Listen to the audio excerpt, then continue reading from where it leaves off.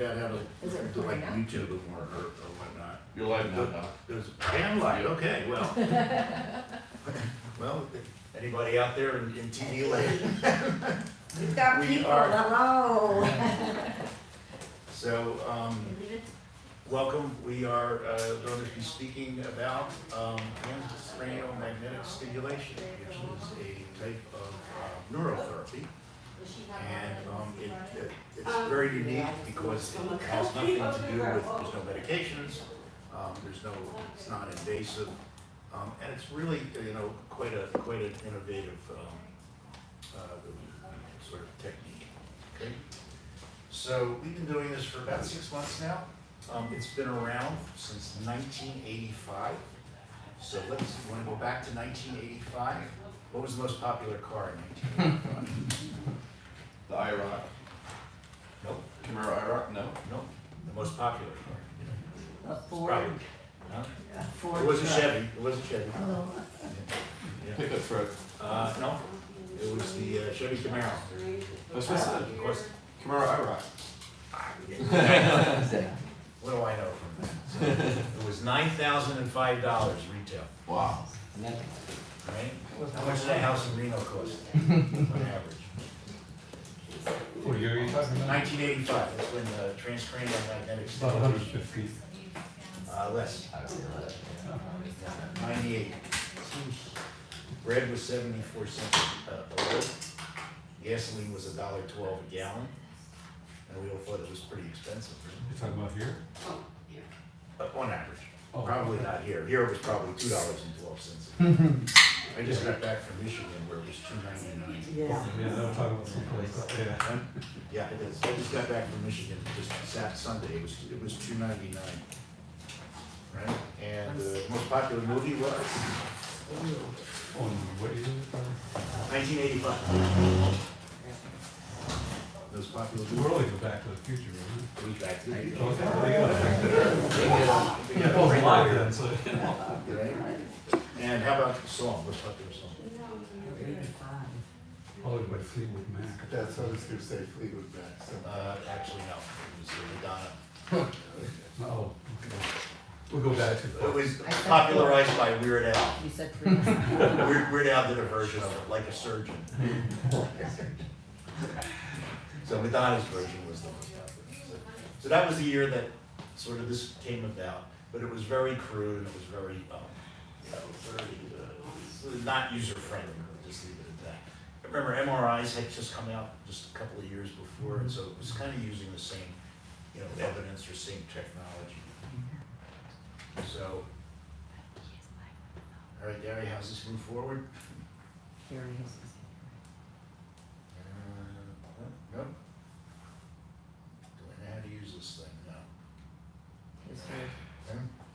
I pushed every button and nothing's happening. Is it for the remote doc? Huh? It's this one. There's an instrument remote? Oh, no, that's You the can't- movie. What can you turn on? Oh, okay. Yes, Wonderful. Three so many remotes to remotes. run. I got too many It's like things. here, how does this work? There we go. Okay. All right. There So we we're gonna do a Ricky Ricardo and explain it all. Okay. Good. Tell you what it is, how we're using it, and the sort of the indications for it. I'll tell you some of the things that we've been using it for that we've had very good success with. That is off-label, since we're not CME credits or anything. That's off-label, and we'll tell you why we like the system that we have. Eat this.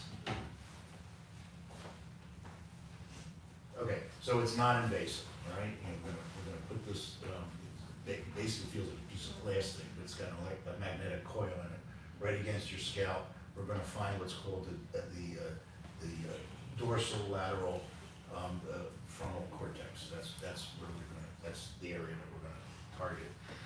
It uses magnetics, and the official indications are treatment-resistant conditions. So you're on 2 medications, 3 medications, 4 medications for anxiety, depression, and nothing seems to get any better. Then you need 3 medications for, to counteract the side effects from the first 4 medications, right?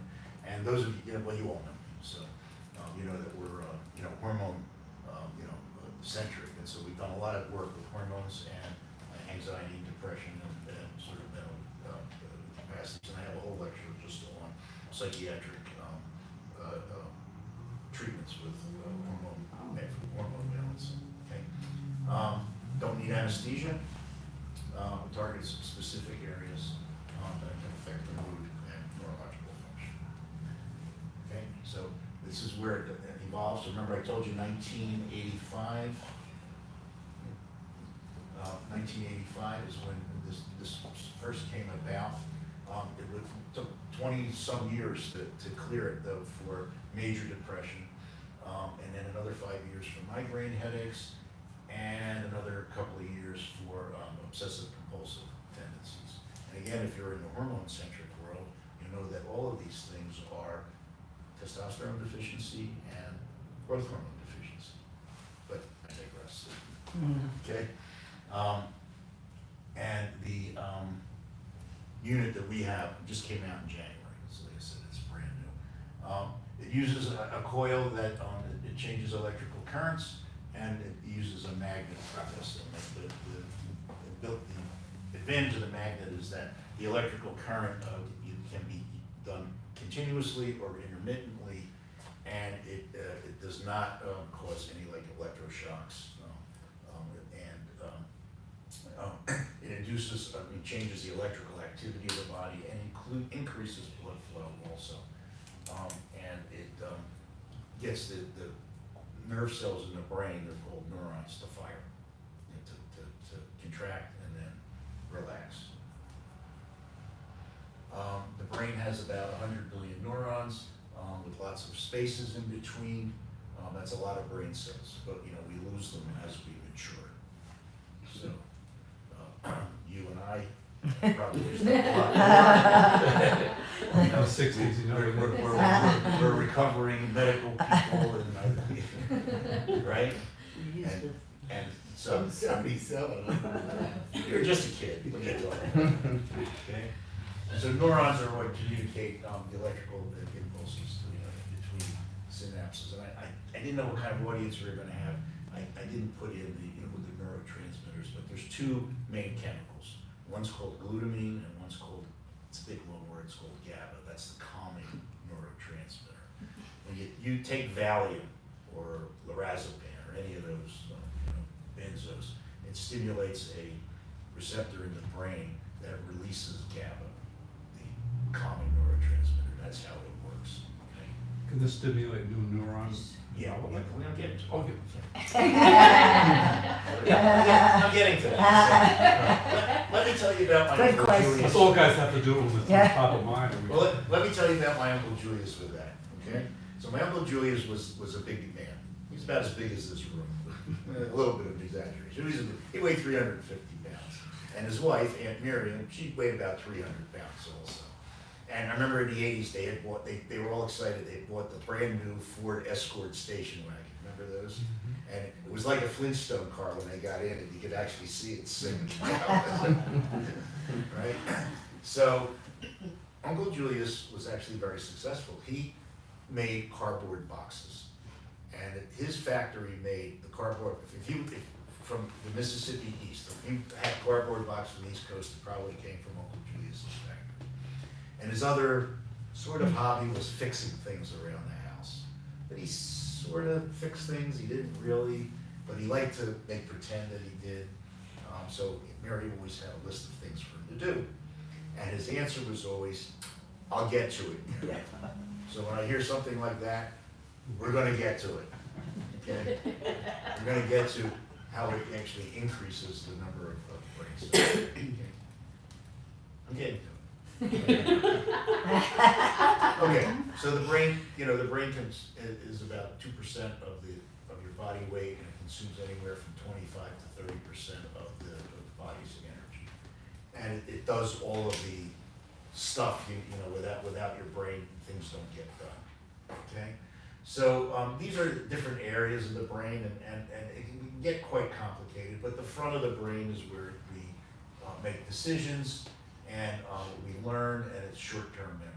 The back of the brain is where, that's your visual processing. And I had early on, when I first started doing hormones, I had a young girl, she was a volleyball player, and she was under the net, and she got hit right in the front, in the right in the forehead with a smashed volleyball. And she was kind of dizzy and lightheaded for about a half hour, and then it cleared and she went home. And the next 2 days she started complaining she was having trouble, she couldn't read. And so what happened is she had what's called a contractile injury, so where the brain got pushed back and hit the back of the skull. So it was, we gotta do something with this when Gary's not here. Yeah. It doesn't, the pointer doesn't point. That's It's what over here. There it is. Yeah, it's Oh. over here. There we go. I'll bring it home for the I cat. guess. Okay, so lower down here is motor control in the cerebellum and the brainstem. This is where you hear when you have like a skull fracture and the brain gets kind of pushed down. That's where it sort of like regulates, blood pressure and breathing and all of that sort of sudden death. And hearing is on the side, but the area that we're interested in is here is in this frontal lobe and the left center frontal lobe. That's kind of the area that we're interested in, and it's right there. Okay, so on here would be on me it would be right about here on the left side. Okay, it's the left frontal part of the brain, and studies have shown that we actually underutilize it. We don't utilize it as efficiently as we can, because we're driving cars instead of walking, and we're watching television instead of mowing the lawn, and stuff like that. Sort of kind of makes it lazy. The magnetic stimulation stimulates this part of the brain. This is the main area that we're looking at. We use a couple different areas for some different things. We're going to talk about bringing in the ears, but this is the area of the brain that we're. You see me pointing to see it. Use your imagination. So, is the imagination better than Reality. the kind of reality? Come back to our next one. This is the first one. Yeah, this is the first one. Imperfections will Yeah. be figured Yeah. out. Right, yeah, we couldn't get the wireless. Can't to do work. that. Oh gosh, Yeah. we went to pick up the food. Of course, the food's not ready. Right? We're Yeah. So when I was a kid, I had a transistor radio. Remember that? Oh, yeah. You're probably too young, yeah. right? I had a transistor radio with the little squiggly thing, right? And I grew up in Philadelphia, so in the summertime now, I would my parents told me to go to bed, and the baseball Phillies games were on, and I would have the radio under my pillow. My parents didn't know this, right? And I'd listen to the games, and so I pictured what it would look like in my head. Finally, I'm 10 years old, my father takes me to a game. And what a disappointment.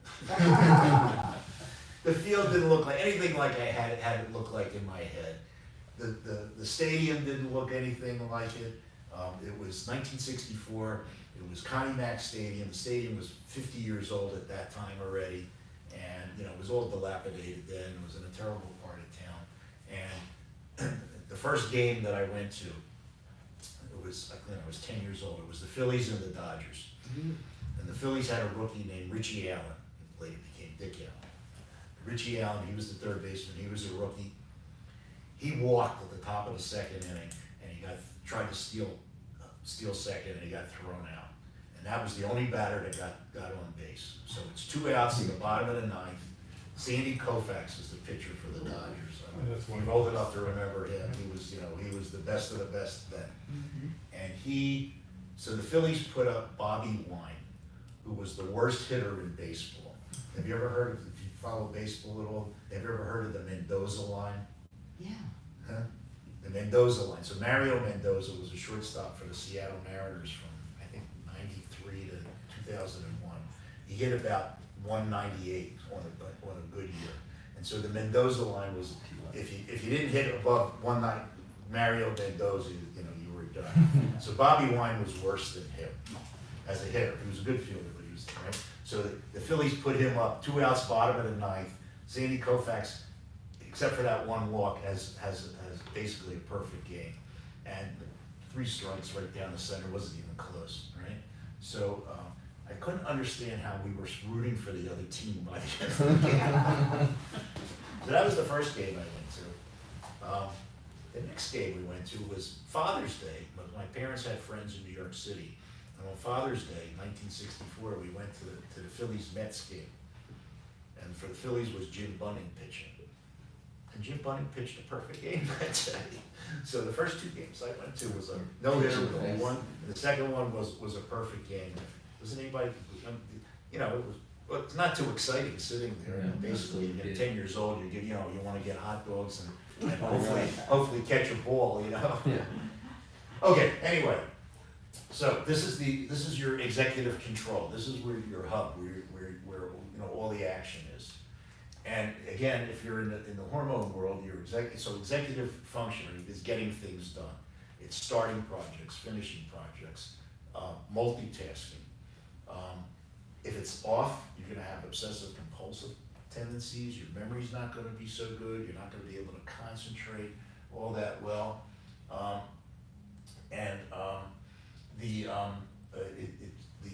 This area is the area that sort of integrates all the signals and evaluates options and your decision making. So if this is running slow, or if there's not enough blood flow, or it's not working properly, this is where a lot of your sort of ill issues will happen. Okay, and so when we manage this area, we can manage a lot of the depressive type symptoms. Okay, so these are the clinical applications these are the FDA approved applications, and the first one is major depression, and it has up to a 60% remission rate, which doesn't sound too great, but if you look at how effective are medications, 22%. Yeah. How effective is cognitive behavioral therapy, which is what we call go and sit and complain to a psychologist about how your mother beat you up and your father ignored you, and all that stuff. That's about 18%.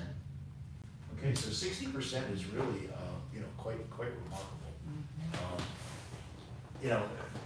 For the 40% that it doesn't work, it's not great, but this is a much higher leap, and all of our patients have actually felt better. At least subjectively felt better. So, right? Anxiety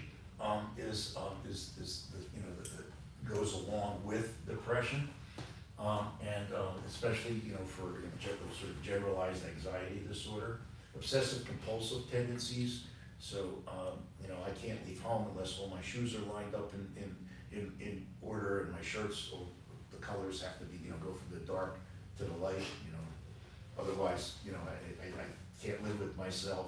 Did I lock the sliding door in the bedroom sliding door that goes out to the deck, or things like that. So that's a little bit different area. So it moves a little bit over to the side. So we target that. And in binge eating disorders, which fortunately I haven't seen to a whole lot of, that's kind of not anything I really want to deal with. But it is an FDA approved indication. Okay, so just to go back. So again, in our hormone world, obsessive compulsive tendencies have to do with growth hormone deficiency, so HGH, and the binge eating deals with again with the hormone world with testosterone deficiencies. We see a lot of these things with head injuries, because we get a lot of hormonal disruptions and head injuries. These are sort of the off-label. But a migraine headaches, I think, is considered an on-label now, so I'll have to correct that. But so it's cleared for acute treatment of migraine headaches with targeting the occipital area, so we go in the back of the brain. And for females particularly, we add in a little bit of progesterone cream to the temples and the back of the head, and we seem to do quite well there. So tinnitus is so ringing in the ear. This is the one that we've actually kind of stumbled on, and we have a whole protocol for this, so we don't just do the transcranial magnetic stimulation, but we've had very good success with this. Our first patient had hidden tinnitus for 5 years and didn't tell me about it anyway. He tells everybody about it now. And he had on a scale of 1 to 10, he had ringing in his ears at a 9 or a 10, just about every day. And he says he burned out 2 cars. He would get up in the middle of the night and drive around because that would help a little bit. And when the weather patterns aren't great, it seems to get So we've been at it for, what, about 6 weeks now, a little bit longer. And he's come every day.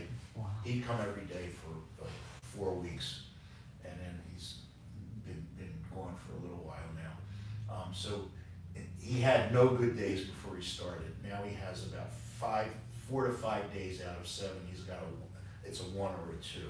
Wow. And even his bad days, and the bad days seem to be associated with weather patterns. His bad days, the worst it is about a 5. Okay, so his bad days are much better, and there are much less of them, and his good days are good. So we do, again, we're doing the transcranial magnetic stimulation. We also added in, we do the peptide injections, and I do them around the ear.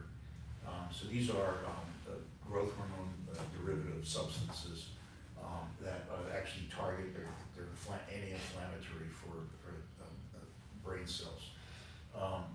We also added in some organic mushrooms, not the psychedelic type, but that would probably help too. And, yeah, and we, let's see, transcranial stimulation, mushrooms, the peptides, and we sometimes will do, it's called battlefield acupuncture. We take little tiny needles, we put them in different parts of the ear, send you home with them, they'll stay in for 3 to 5 days. We've had very good success with that kind of combination. Okay. Smoking cessation, so there's areas in the brain that target addiction control. And then we talked about anxiety and depression, so this anxious area of depression. Okay, we've also had a stroke patient, okay, and we had one gentleman who's in his 50s, and unfortunately he's had a cerebrovascular accident with he's left hemiparesis, and he first came to us, and so we tuned him up, we tuned up his hormones, and he got a little bit better, but he was always slumped over, he wouldn't eat, he wouldn't sleep. He came every day for 3 weeks, so 15 treatments. He missed 1 day out of the 15. And he's now sleeping through the night, he's eating, he's reading books. He wasn't doing any of that, okay? And they said, and this wasn't really part of I didn't tell them to expect that. They said his right leg, the paralyzed leg is starting to move. So we'll see. So he's been off this week, right? 'Cause Yep. It's holiday week. So Yeah, exactly. They're away on. Yep. So these are the symptoms that we'll see. So motor impairment, again, he's got a left leg and left arm, the difficulty swallowing, depression, memory issues. So his memory's much better. He doesn't complain of any pain, right? He doesn't, no. No, not that I'm aware of. They tell me his right leg is affected as it's his left side, right? Left side. Correct. His left leg his foot is starting to move. Okay, that's good. great. Okay, That's and so unbelievable. on the inside here, these are the sort of the biochemical changes here. So these are the astrocytes and microglia. Those are the cells in the brain that affect the inflammation and the immune system. Cytokines are inflammatory proteins. These are the proteins that we generate with any type of inflammation. So you slam your hand in the door, you're going to get inflammatory response. The brain chemicals, the neurotransmitters, I told you, glutamate, GABA, those are the 2 main ones. So they balance each other. And when GABA is low, the glutamate, that's where you get your manic depressed, you get your agitated, manic phase and whatnot. So, okay, we can actually measure that. So we measure prolactin levels, again, another hormone, and what we're looking for is if it's low. So traditionally you look for it if it's high, and that's usually a brain to pituitary tumor. So normal is about 11 to 14. If the pituitary's in the 50s or 60s, that's, we gotta go look for pituitary tumor. But when it's low, that's a sort of a neuroinflammation, brain inflammation. Low is under 6. And so we we've been able to, and that's where you get the, again, the treatment-resistant depression, particularly after head injuries. Because what happens is we get a depletion of GABA, and the traditional medications and whatnot just don't seem to work, okay? Yeah. So, we balance the hormones, and now we're starting, you know, we've got our technique here. Okay, so kind of in summary, it delivers electromagnetic pulses. The pulses, you know, doesn't hurt, feels like a little ticking, and it activates your neurons, which are the brain cells. With repeated sessions, it helps normalize dysregulated electrical activity, and it's not a standalone, but it helps with other things. Okay, this is just the what happens. So we do our TMS, and it activates the microglia. Those are the brain cells that create inflammation in the brain. Those cytokines there in the red or orange, those are the inflammatory proteins that are generated.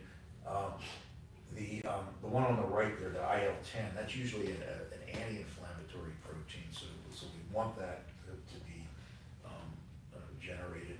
The ones on the left are the bad guys, particularly IL-6. And there are, you'll see on TV these biologics that they have. The biologics are cytokines, but you know, just one. So they you know, if you knock out the IL-6 and don't take care of the rest of it, you're really wrecking havoc. Yeah. You know, they tell you all the side effects. You know, your skin will clear up, but you know, you'll grow a new nose, and you'll become a dwarf, and your eye colors will cross, and all sorts of things. So, what happens when we increase interleukin 10, which is our anti-inflammatory cytokine, and decrease the brain inflammation? It activates factors, particularly something called brain-derived neurotrophic factors. Is that what you were getting at? So, we're up to that. We're here now. Now it is. Now he's like, So now it is. So brain-derived neurotrophic factor is a brain chemical that's produced by the brain continuously, and as we mature, get to age 77, we make less and less of it, and as we make less and less of it, the brain function shrinks. So if you've had an MRI and it says normal age brain shrinkage, that's again brain-derived neurotrophic factor shrinking. There isn't any real medication that I know of that will actually increase that. Do you know of any? Okay. Just to increase the energy function. Yeah, I think, some of your, some of the techniques like the dentist does, and I don't know if you do them. Or cold level laser. Yeah, laser can increase it, but you really need to, stimulate the brain. Cold laser. Yeah, you really need to stimulate the brain directly, and this does do that, and this has been measured. So for major depression, again, it's a targeted response approach. We get a really rapid response, like a lot of times, the first time we do it, the patients become completely relaxed, and they have a whole new, sort of having a whole new persona. You have to keep doing it though. Once we get anywhere from 10 to 15 for a major depression, it will usually hold for 6 months to a year, and the books say up to 2 years. So we need to sort of re-up every once in a while, and it will last up to 6 to 12 months. Okay, so takes about 18 to 25 minutes with our system. The older systems took a lot longer. Our system at maximum is 25 minutes, and it sets itself automatically. Tolerates it, it's really, the book says 17% incidence of headaches. We've had a few patients have the first time they've had a headache, Tylenol or whatnot, it goes away. And I can't think of anybody who said the second time came back that they had a headache. And so, again, no medications, non-invasive. Really, the side effects you get from medications, we don't have to worry about it. it's, there's no wires, no buttons, no snaps, you know, like the old. No time. paste and all that? Huh? None of that nice paste you get to see? No paste. No paste, you know, and, it's about a 60% remission rate. Usually start to see improvement. And we've, like I said, we've seen improvement for the very first time, within the first 20 minutes. In fact, when we were you here for the bus, when we did the bus, we did some demos. We had a guy with a kid with major depression for years and years. In 5 minutes, he said he felt better. Yeah. Wow. So usually at least 6 sessions, up to 30. When to do this? If they're taking more than one FDA is not approved for first-line treatment, but taking more than one medications are ineffective. Psychotherapy is ineffective. Side effects for medications, can't tolerate medications, and sort of a negative impact on life. Okay, that's kind of what it looks like. FDA cleared. I thought this was Bill Parcells, him, the football coach. Okay, so that's it. There. So remember Matthew Broderick. That's it for Exoline. We have some snacks. If anybody wants a little demo, we can do that. If you're interested in that. Sure. Who wants to volunteer? I have. It's fine up and there. Well, I just wonder if, I fit in this room. Yeah, well, and I can tell you, so a young gentleman very close to me, I won't say his name because it's live video and HIPAA and whatnot, but Got it. very close to me, so you can only guess, played football from age 9 to 20, and had quite a few concussions, and a couple of them towards the end were like really bad, and his attitude very quick to snap at you, gets in a bad mood, he doesn't talk a whole lot, like you have to draw conversation out of him, but he experienced depression without really saying anything. I didn't know until I had tried this out on him that he had anxiety or anything like that, but we've done sessions on him, and from the first one, he told me his anxiety went down. He didn't say anything about depression, but I'm sure that did too. Even his siblings have said that they've noticed a difference in him. He said he went from sleeping, like having to sleep 12 hours or more a day, to where he's 6 hours and it's quality sleep. Wow. Just overall, he's so much better after doing these treatments. I have a couple questions. Sure. Okay, so if someone is on medication, do they taper off of that? That's the goal, but no. Okay. No, we don't touch the medication until we get they tell us, Okay, they tell us when they think they're ready. okay. And a lot of times they'll come in and say, oh, I stopped taking my medication 2 weeks ago because I didn't need it, so I don't need it anymore, okay? But we don't stop it, and some patients, just they need it, to keep going, so everybody's kind of an individual. Now, the other one is very personal. I'm left-handed. So am I. Oh, and I don't remember if, because left-handers use more of their right brain, No. since this is on the left side. it would Yeah, make a still on the difference. left side, okay? So, I had a question. How good is the technology to really targeting exactly the area of the brain that it took some training, but we're very confident that we're getting the right areas now. I would assume there's some spillover. Yeah, yeah, it did take some practice, but we got it down now, so it's pretty much to a science, so. What We know what to look about for. the depth of the magnetic stimulation? Is it? Yeah, with the thing's so sophisticated, it actually will set itself. That's how sophisticated it is. was it a deep brain? Yeah. Yeah. So can you do EEG readings to see changes? You had studies with EEG I've before and done, after that? yeah, I don't have some patients have them, but I've done them, yeah. But it's more, you know, that's more for, you know, normal brainwave seizures, those kinds of things, so. Okay. There is a mention of a rare seizure with this therapy, but I've never seen it, so. Okay. So we're attuned to it though. So, okay, so if you want a little demo, Oh, I had one, thank you. huh? I had one when you had the bus I'll here. take your demo. Okay. You're taking I that. volunteer. Alright. Hey, how are you? Yeah. Hi, Dawn. Nice to meet you. How do I stop this? Okay. I- You don't mind having an audience, do you? No. Were you at the, No. seminar? I just had to figure out how to stop mine. Yeah, that's right. I was like, I So, might know. those of you No, I would who be Zoom in, we don't even Hi, have I'm a Zoom. Dawn.